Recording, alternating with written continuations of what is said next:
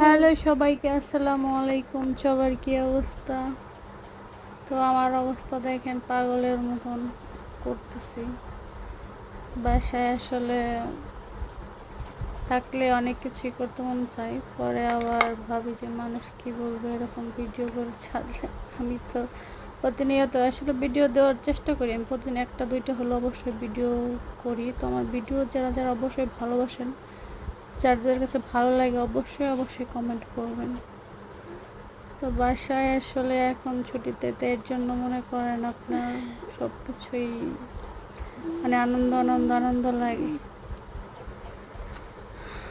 তা আমার তো মনে করেন সবার মতন আসলে ঈদের কোনো আনন্দ বা ওরকম কোনো কিছু নাই।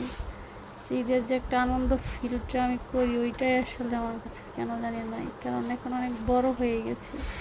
ঈদের কেনাকাটাও করি নাই, কোনো কিছু কিনি নাই বা কোনো কিছুই না।